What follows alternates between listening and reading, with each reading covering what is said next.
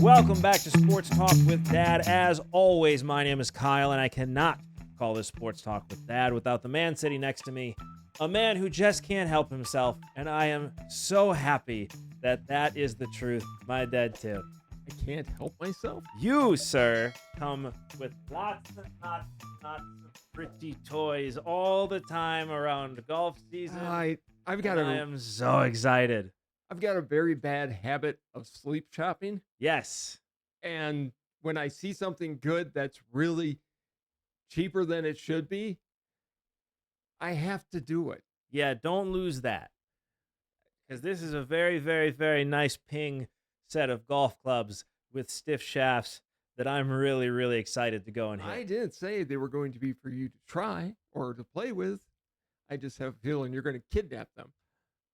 Yes. Yes, I am. I won't hit them well. Well, we never But hit it'll them well. feel so good. Yes. And I'm going the Fred Couples route. He made me feel so much better about my golf game because I've got like 6 hybrids right at this point. Yeah. Because you finally admitted that you're an old man and can't hit the ball the way you used to? If Fred Couples can have 6 hybrids, I feel no guilt about playing with a hybrid. You should have not felt any guilt to begin with. But I did. That's fair. I would too. I'm not saying my attitude would have been any different. I'm just saying you don't need to feel bad about being old. So stop it. So this week, in a town of 100,000 people, there's going to be 3 to 3.5 times as many people in that town. Oh, that is a low estimate, my friend. I'm talking about Thursday night. I am too. You think it'll be more than 350? There's projection of 500,000 to 600,000 people in Green Bay Thursday night alone. It's going to be nuts, but if Wisconsin does one thing very, very well, we know how to throw a party. That's what scares me. Yes. There's nowhere to stumble. There's going to be people driving, and that's a scary, scary thought on Wisconsin roads. I will say this, that the hotels from as far away as Madison and Milwaukee all have shuttle buses, and they're offering to take these people up there so they are not driving after having a couple cocktails. Well, and it'll keep the traffic down, too. I think it's the only way that this is ever going to work. We've been through the layout here. It's going to be insane. We will be there. I am very, very excited to see the Packers draft an injured player yet again. But Russ is going to tell us all about that because we have one of our favorite guests, probably the favorite guest on the show. And an analyst that is even better than Mel Kiper. Oh, I 100% agree. Former NFL and CFL scout Russ Lande. Russ, how you doing? You know, I am doing great, and you guys may not know it, but Leeds United, who were in the Champions League, won yesterday. Burnley won, and that locked up Leeds moving back to the Premier League. So I'm very, very excited. I sent an email to my friend who's the chairman of Leeds, and he got back to me, and I cannot wait to see a game there next year in the Premier League. I'm going to pretend like I know what you're talking about. Hey, we talked about this on the show, the league promotion and everything. I get why people love it. It is truly, and Russ, tell me I'm right on this one, every game counts.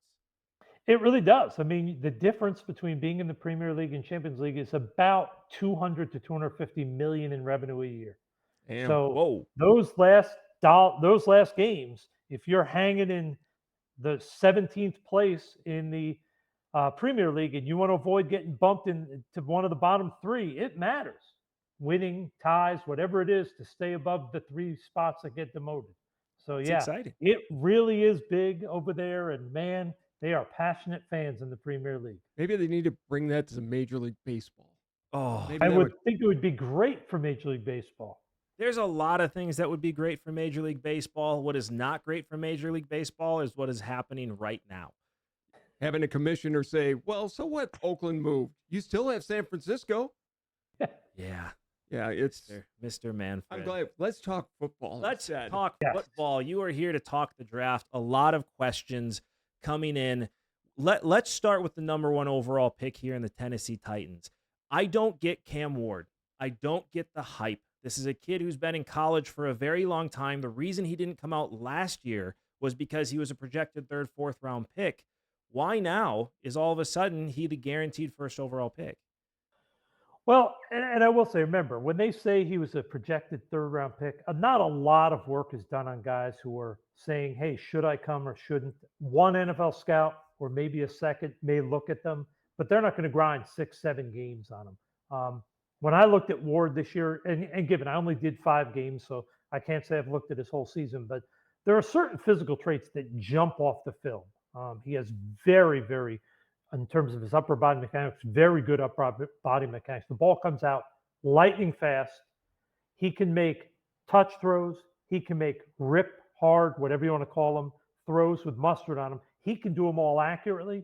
He also can make certain throws that very few NFL guys physically can do. There are times where he doesn't have the time to reset his feet. He barely flicks it, and he can throw it 30, 40, 50 yards on a line or with some arc and put it on target.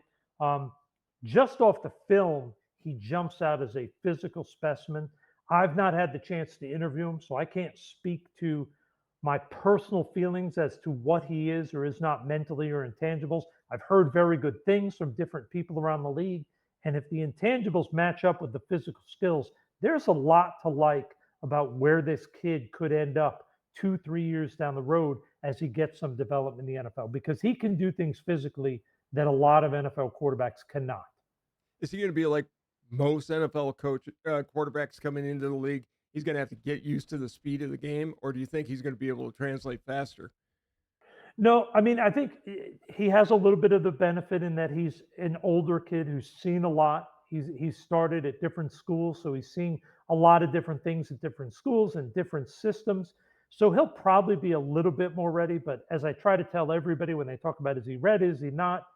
Each quarterback that comes in the league, it's a different story as to whether they're ready. You don't know until you get them in your building, you hand them a playbook, and then you actually go out there during OTAs and see where they're at. Some guys seem like they're ready. You give them the playbook and you realize, nope, they need a year to develop. Other guys seem like they're years away and they get that playbook, and within a month, they're ready to rock and roll. So he seems physically like he can do everything. I've heard really good things about the mental. So we'll see. It's worth a gamble with a guy like that in the first round.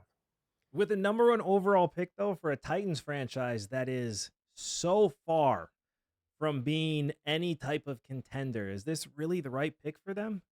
Well, think about it this way. If you have 18 or 20 really good starters and your quarterback is below average, the odds of you going to the playoffs are pretty low. Yeah, So if you don't have the quarterback, it doesn't really matter where else you're strong. You have to have the quarterback. And if fair. they, as an organization, grade him as a player who is a high end or even a quality starting quarterback in the NFL, you have to take him because if you don't, I guarantee you he won't be there at the top of the second round. Right. Right. So you take him if he's the guy you feel is the best quarterback. You take him and you say we're going to do what we can to put the pieces around him, and we're going to give him 3 years to be where we want him to be, and then we'll start really thoroughly evaluating him. All right. What about the guy that was a surefire number one overall pick at the beginning of the college season and now is projected to go as low as 21 in Shador Sanders? What happened? Well, I think there's a few things. I think when you watch Ward and when you watch Sanders, I think the physical difference is a big jump out. Ward is a better athlete. He's a legit guy who can change games with his feet, whereas Sanders is a good, solid athlete for a quarterback, but he's not a special athlete. I think also the one thing when you watch Sanders, you see that he is a very good, more, and I hate to say it, but traditional sort of pocket passer than a guy who can change games and affect things like a Josh Allen, like a Jalen Hurts with his feet. So I think some teams get a little nervous of that. Additionally, he takes a lot of sacks. And a lot of people like to point out he had a bad offensive line. But as the analytics has proven over the last decade, a lot of sacks can be attributed to the quarterback, not the quality of the O line. He has a tendency a little bit, and I'm not trying to draw the direct parallel, but there's a little bit of Ben Roethlisberger in that he holds the ball really long. He doesn't like to just give up on a play. And while you can get away with that when you have immense physical talent, it is a big risk in the NFL. So I think that combined with his not being a special athlete has hurt him because I think when you watch the film, there's a lot of things to really like. He's a very accurate thrower. He makes very good decisions. He doesn't force the ball into bad spots. He has a good, not elite arm. I know a lot of people are concerned about the fact that he pats the ball, and patting the ball is not in and of itself a dire thing. It's does he pat it in a progression where you can identify when he's going to start, when he's going to pick the receiver. If you pat it and it's inconsistent when you pat and when you throw, no one cares. But if it becomes a triggered thing where they can identify, oh, he's starting, that's where there's a concern. So I think it's more that he doesn't have a premier arm. He is a traditional pocket passer who's not going to help you making plays, and he takes a lot of sacks. I think those three things, in my eyes, for my film evaluation, those are the three that I could see teams getting nervous about.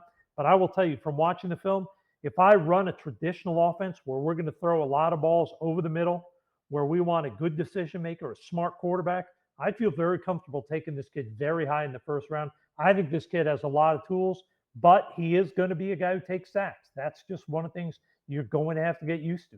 Now, I wanted to, you said something, I've never heard this before. Recent analytics are showing quarterbacks have more to do with sacks than we thought before. What do you mean?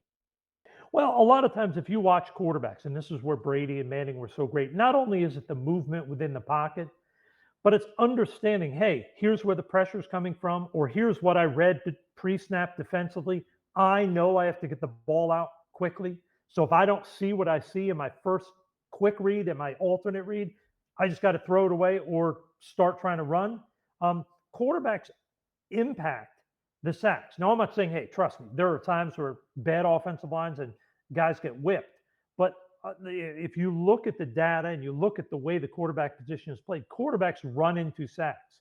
Caleb Williams at USC and with the Bears took some unnecessary sacks. Yeah.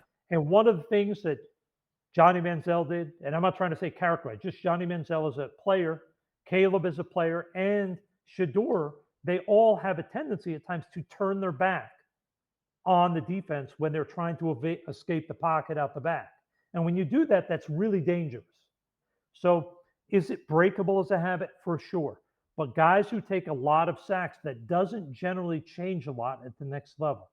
Occasionally a guy does, but often that is an indicator of just their sort of way of being overly competitive, not wanting to throw it away, holding the ball too long. That generally doesn't change when they get to the next level. Well, when you were mentioning patting the ball, I remember that they used to say that about Dan Marino, but he got the ball out so fast you couldn't stop him anyways. Yeah, But and padding isn't of itself, like I said, it's not the death knell. It's if you become predictable. If you're the type who you pat it 3 times and then it's out, or if you only pat it right before you're going to start throwing, that's what's concerning. If you're a guy who just pats it while you're in the pocket mhm. as you're going through progression, not a big deal. As long as you're not giving away when you're going to make a throw, when you're going to start your throwing motion, that's the concern. Okay, And I know there are some people that feel Sanders does. A lot of people say he's just a guy that just pats on the ball, but it doesn't really give anything away. okay. So with what you said about that, especially with the comparison with Roethlisberger, do you think Sanders drops below number 9 when the Steelers are up to pick? Saints. Saints, sorry. I honestly would be surprised if whether it's the Saints or if the Steelers at 21 decide to move up, which I know is not their history. They're very conservative. Right. I'd be stunned if a team that is not looking to get a quarterback who can play early doesn't take Sanders. When I watch this guy's film, like I said, he impresses me in a lot of areas. I think he's very mature in the pocket for a young kid. Most guys are a little bit jittery. They rush things. He doesn't. He seems very calm. And I don't know him at all. I don't know his father at all.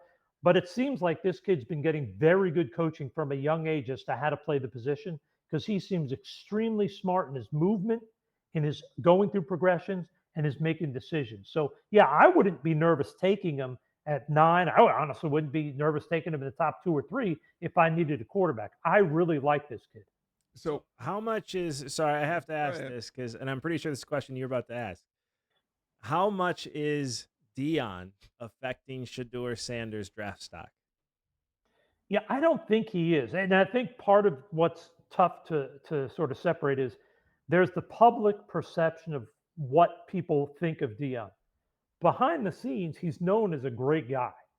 There are a lot of stories about how generous he was to his teammates and how he was always there for everybody else. So I don't think it's hurting him the way people are making it out to be. I think Dion was obviously we all know a great player, but part of why he was great was he put his focus in on being a great player. I think he understands that when it's Shador's time, he has to let Shador be Shador. He's going to focus on being the head coach at Colorado, and he's going to let Shador be coached by hopefully what he hopes are good quarterback coaches and coordinators to help him develop. I don't think he's going to be getting involved. And that, like I said, is from an outsider. I don't know either of these people. I just think from knowing what I know of Dion as a person, all the positives you hear about him, I think he understands he has to let Shador be Shador to be successful in the NFL. Okay, so we've talked to quarterbacks. Second pick in the draft right now is the Browns are projected to take Travis Hunter, which would be a great pick. But here's my question: because they've got a good team, but would they be better off trading down a little bit, getting some more draft picks, or do you think Hunter is a difference maker and Joe Flacco will be able to see them through the season? Well, firstly, I would love to see. I think Joe Flacco could get them through the season, but at this point, at his age, I don't realistically think that's possible. Even though I think he was an elite quarterback at once, I mean, I think it's unrealistic to expect someone in their 40s who has not been a high-end starter for a few years to do that. Would I consider trading down? 100%. You have to consider it. You want somebody to make that overwhelming offer, but Hunter's a pretty special player. Whether you think he's a receiver or, in my eyes, I'd probably lean more towards corner. The Browns are a team that needs A, good players, and B, they have to win. I mean, a lot of people said like, hey, they got a pass this year because even though it went sideways, Coach Stefanski's a two-time Coach of the Year, so they got a pass, and I think he should. He's done an outstanding job of what I think is coaching a team that's not super talented. Right. But when you have a chance at a kid like a Travis Hunter that, at least on film, looks like he can be a high-end corner or a high-end receiver or a little bit of both, I don't think you pass on him unless somebody blows your doors off with an offer. You let him play both ways? I would probably lean towards him playing corner and as a starter and contributing as a receiver. And maybe in time, yes, but as a first-year guy, I don't want to overwhelm you. And I know this kid is, from what I've been told, unbelievably smart, unbelievably dedicated to being a professional. But hey, the pros is a big difference than college, no matter how great you were. Why overwhelm him with, hey, start at two positions? Why not pick whichever one you think he can start at and let him get in here and there at the other position? But let him focus on being in the meetings on one side of the ball, adjusting to being a professional, adjusting to all those things. And maybe in his second year, start integrating him more into the other side if he and you believe he wants to do that after being in the league for a year. Come on, he's the Shohei Ohtani of the NFL, man. We got to He let him could play be. both ways. He could be, but I just don't see why you rush it. That's all I'm saying. Is let him get comfortable in the league. It's not, no matter how great you are in college, you ask any of these guys that played at Alabama or Georgia or at LSU or Ohio State, they all tell you the jump in speed to the NFL Right. is literally like going from freshman year of high school to senior year of college. So they say the jump is extraordinary. So why put him in a position to try to excel at two positions right off the bat? Because I want to see it, Russ. That's why. That's why. Okay. That's why. Okay. We knew there was a Yes. weird reason that didn't make sense. The NFL called me like, Kyle, what do you want? I said, I want to see him play both ways. And they listened. So we'll see if they listened. I have a couple more questions on a couple more quarterbacks here. Okay. Jackson Dart has seen a rise in stock. There's two quarterbacks, actually. Jackson Dart and all of a sudden Tyler Slough have seen this meteoric rise that I haven't seen from quarterbacks since Kenny Pickett. And the only reason that happened is because there were no other quarterbacks. Why have these guys all of a sudden jumped up to be possible first-round picks? Jackson Dart, possibly the third overall pick.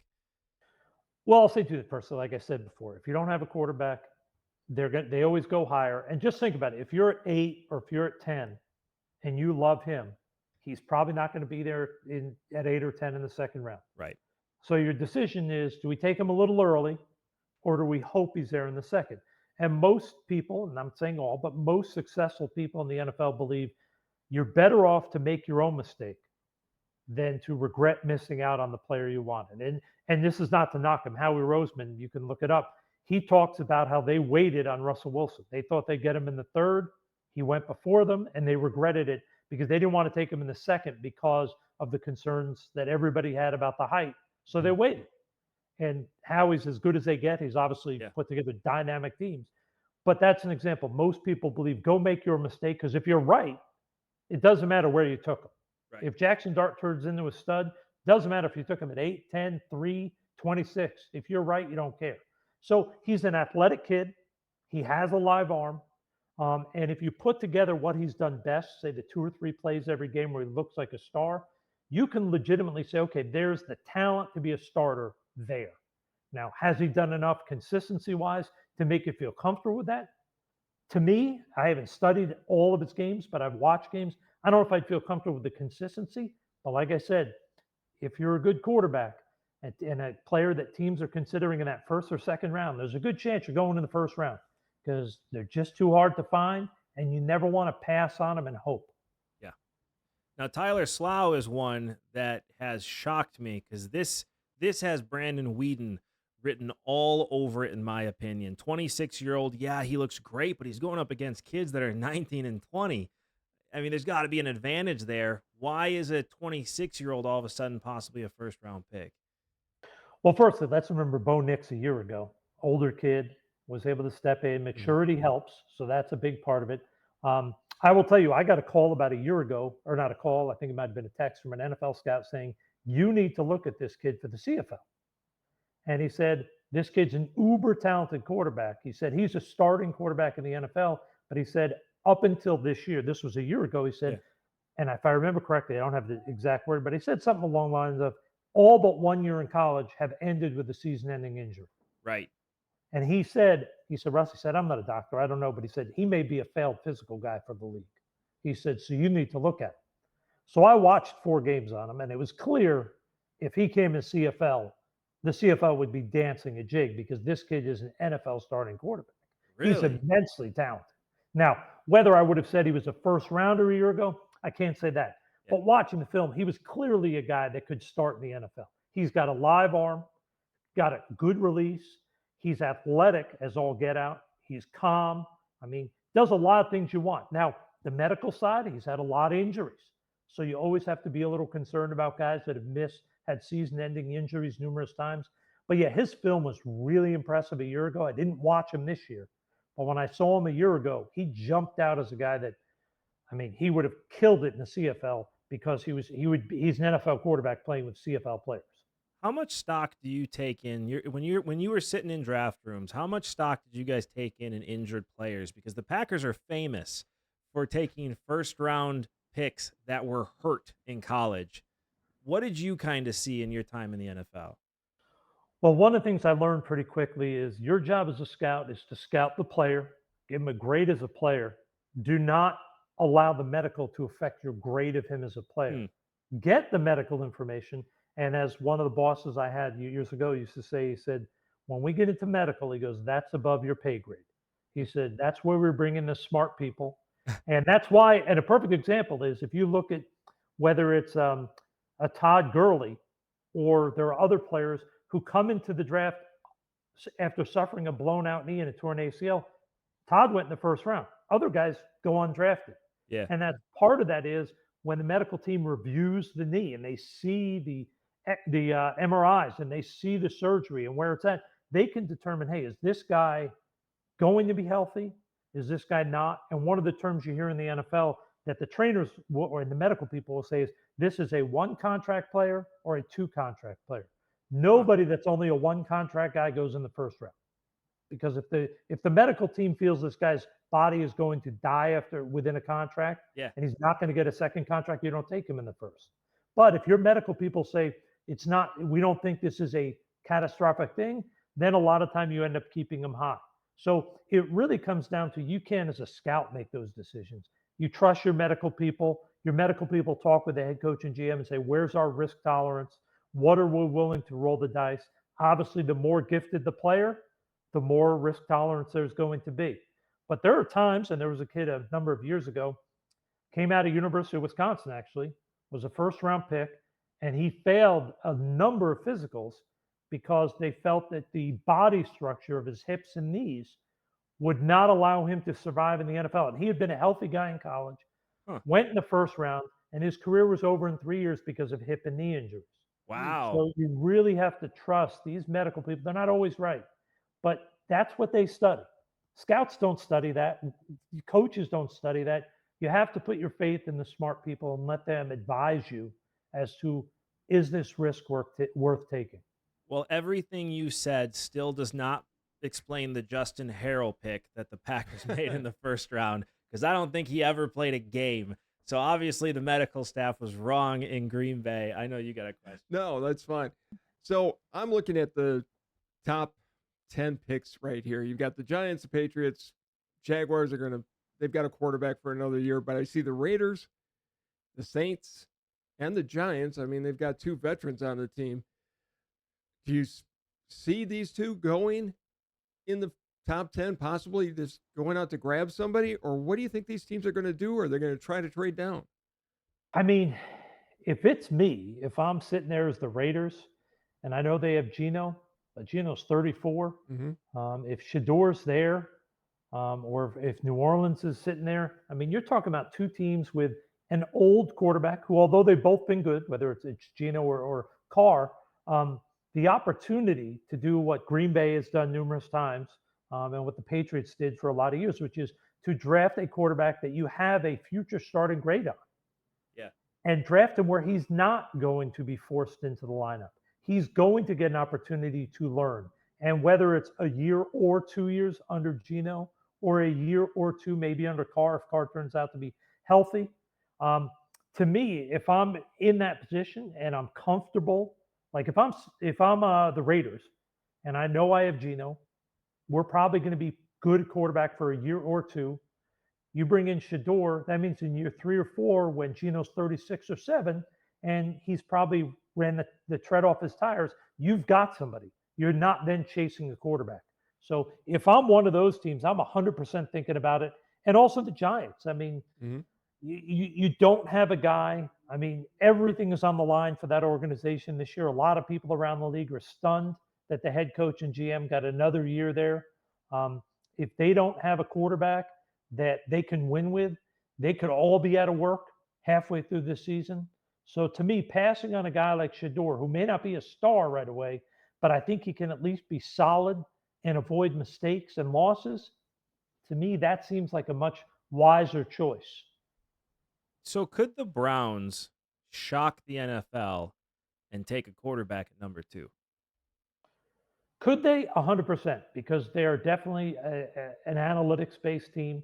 Well, and And Deshaun has been a waste. Like, I get you have to pay yep. him all this money because of guaranteed, because the Haslams did something stupid. But now what? I mean, Deshaun's never going to be what he was. He's done. You need a Well, even quarterback, and even if he ever becomes average again, he's probably not playing this year after having his Achilles worked on again in the last 3 months. right? So, I mean, they're an analytics team. They understand that everything is a huge second to a quarterback. Yeah. And if they don't have a quarterback, and I hate to say it because I think their coach is outstanding. Well, and Uh, that's what drives me nuts. I'm right there with you. Kevin Stefanski is one of the best coaches in the NFL, and the Browns have Brownsed him. Like, yeah, you oh, bring there's in no a doubt they've done quarterback a that's a terrible waste. job. Not just quarterback, but just overall. Have they done a good job of providing a talented team for him? I would say no. Um, so it's one of those things where if I'm the head coach, I probably am pushing to say, hey, I want to get a quarterback in here that I feel I can develop for the next 10 years, Yeah. and talk to the owner and say, hey, this kid's going to be the guy. You just got to be a little patient, and we're gonna do this. So it would not stun me at all if they took Sanders there at 2. Would it stun you if they took Jackson Dart at 2? Yes, it would stun me. 'Cause- and like I said, I've not studied Dart, but just the little I've seen of him, I don't see how he could go ahead of Sanders. I agree with you. I think Sanders is the best quarterback in this draft, and I don't even think it's close. But this meteoric rise of Jackson Dart, I just have this feeling that he is going to go ahead of Sanders for some reason. And some team later in the draft is going to be very, very happy. It's possible. I mean, I have not heard from people that Dart is going to go ahead of Sanders, because there's so many smoke screens and so many things that go on this time of year. But The reality is, crazier things have happened. That is for sure. So never bank on anything on draft day. It's fair. Well, and let me ask you this because I've found this interesting over the last several weeks. I'm not a Brock Purdy fan. I don't think he deserves the huge contract they're talking about. If I were San Francisco, I'd be trying to trade him and grab some draft picks to fill in where they've lost, and then bring in a Rodgers or somebody for a year or two. But do you think they're even talking about that, or are they just going to sign Purdy and go forward with him as he is? Well, my guess is they're going to sign Purdy to a deal that's probably a 2 or 3 year deal in reality, where he gets a ton of guaranteed money, but Mhm. after 2 or 3 years they can move on. And like I said, you can never, you don't want to ever be what the Browns were for many years, still are, Right. what the Jags may still be because we don't know how good Lawrence is going to be. Chasing the quarterback is awful. Right. So while Purdy may not be your cup of tea, and I know there are people in the NFL that think he's a good, solid quarterback, not Yeah. a high end quarterback, at least you have a good solid one and you go draft one and go draft one and keep drafting until you find better. But you don't just get rid of them and hope that Mac Jones, who I loved coming out, I thought he was going to be a star and was a former rookie of the year. You don't just hope that everything's going to work out and Mac Jones is going to become a good starter again. Because if you do that, you may end up on that treadmill of chasing quarterbacks for a decade, and it'll be three regimes later before they finally get one that works. So The you NFL pay guy just Purdy. agreed with me, Well, by the way. Yeah. You look, I pay don't. Purdy on a 2 or 3 year deal that may look like a 6 year deal. Mhm. And if you find somebody that's better, or Mac Jones starts to be what he was when he won Rookie of the Year, then you can slowly get him in there and move Purdy out. But you don't do it until you have a known you're ready to make that move because chasing a quarterback is just a guarantee of failure over the long term. Well, the only reason I brought it up is because I thought maybe Rodgers would end up out there for a year. I honestly think if they traded Purdy, I think they would roll with Mac Jones. Yeah. Wow. I mean, this is a former offensive rookie of the Mhm. year. From what everybody has said, this was a guy that Shanahan was very high on.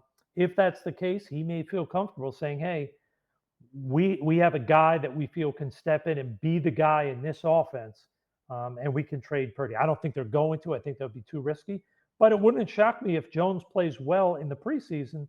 That at some point during the year, Purdy maybe gets a little ding, or maybe not an injury that's really enough to miss a game, but they let Jones get a few games of playing time so they can see what they actually have, so they can sort of figure it out for the long term. All right, one more question for you before we let you go. Trades are always a big conversation and they never happen. How many trades do you think we're going to see, especially with the Browns, the Patriots, and the Giants being in interesting positions right now? I would actually say this year, I think you're going to see less trades than normal. And the reason I say that is if you consider Sanders an elite prospect, you really have really either four total players with Ward, Sanders, Hunter, and Carter, Yeah. maybe a fifth if you're counting the Missouri tackle, um, that are above everybody else. And I don't think the Missouri tackle really is. So you're talking four players. So once you get beyond the fourth pick, there's a good chance that a lot of teams view 5 to 18 or 19 as very similar. So I don't think you're going to see anybody making a blockbuster move. Now, could somebody trade up a few picks and give up like a third to jump four spots? Maybe.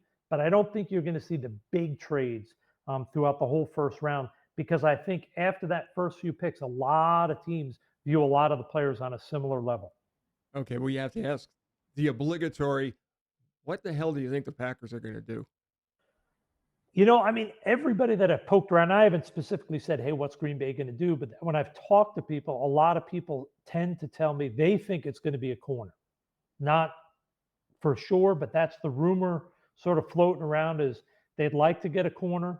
That would be sort of their preference. If not, they could see them going on the O line because they want to continue to get guys in there and continue to make sure that Love has a strong front in front of him. But those are the two positions I've heard. I've not heard one name mentioned on a regular basis to them. I can guarantee one thing. He will have had injury problems in college. I promise you that. That is You're our very trend. picky when it comes to that. Because it's every single year. We draft somebody who has injury issues and then they don't play. every year. Have they? It seems like they've won pretty regularly though. They have. Yes, right. I'm worried this year about just with Watson being out for the majority of the year, if not all year, with the knee. What they're going to do at the wide receiver, and you've got to give Love some weapons. So I think they're going to pick a wide receiver in the second round. Because I don't think any of the wide receivers that are on the board are going to drop to him, the top ones. Yeah, I could see that. I mean, the reality is it's good. It definitely would help to get him some guys. And Watson to me is still at this point an inconsistent, unproven guy. So getting a guy that maybe can be more consistent and provide a little bit more of a comfort level, for sure, I could see that being a consideration. I don't think it's in the first round, which means that most likely it probably will be a receiver in the first round. Okay, I have one more question. Yep. Because they're always interesting on draft night. The Dallas Cowboys. I mean, it's hard to say. I think somewhere in the back of their mind, they're hoping that running back from Boise slides to them, but I don't think that's going to happen. I wouldn't be surprised if one of the tackles, whether it's the Campbell kid, whether it's the kid from Texas, who I think is underrated in this draft, wouldn't surprise me if they went that way. They have a long history of taking offensive linemen, and when you think about it, the left tackle that was such a star, Tyron Smith, and Martin, who was a great guard for all these years. They're in the last 2 years, they're both gone. Right. So they need to get that. And the kid they drafted a few years ago, Tyler Smith, is definitely a good young offensive lineman, but that line needs help. So I'd be shocked if a good tackle that was there and they passed on him. Fair enough. Russ, thank you as always so much for your time. We look forward to hearing your post-draft analysis. No worries. My post-draft analysis is the Chargers did awesome. Yes. And Leeds United is going to the Premier League. I love it. Thank you so Thanks, much Russ. as always, Russ. We'll talk to you next time. Sounds good, guys. Have a great one. You too. It's going to be an injured player in Green Bay. Just find the person who's hurt, either offensive lineman, defensive lineman, or corner, and that's who the Packers are going to draft. I know they won't draft a wide receiver. They won't draft a wide receiver in the first round. Even though they should. They should have gotten Devontae Adams. You know what I will really, really laugh at? What's that? If they trade out of the first round. They won't do that when the in Green Bay. They won't do that. Trade out of the first round. They may trade back or trade up a couple spots. No, one of the two. They're going to trade out because that would be hilarious. But you and I have had a great show. As you all know, you cannot talk to your father without your dad getting the last word. So it is all you. This is a huge week in Wisconsin, and you can tell how excited not only that we are, but everybody in the state is. The only thing I ask is for all the people that are coming into town for this event, don't be stupid. There are going to be cops everywhere. If you have a cocktail, keep it to 1 or 2 so you can drive safely and get home. The draft is going to be fantastic. The show is going to be great. I can't wait to see where everybody goes and what drafts they're going to be. But let's make it a party where everybody gets home safe. Sounding like the old man you truly are. Thank you, as always, so much for watching. This has been Sports Talk with Dad. We'll see you next time. Bye, everybody.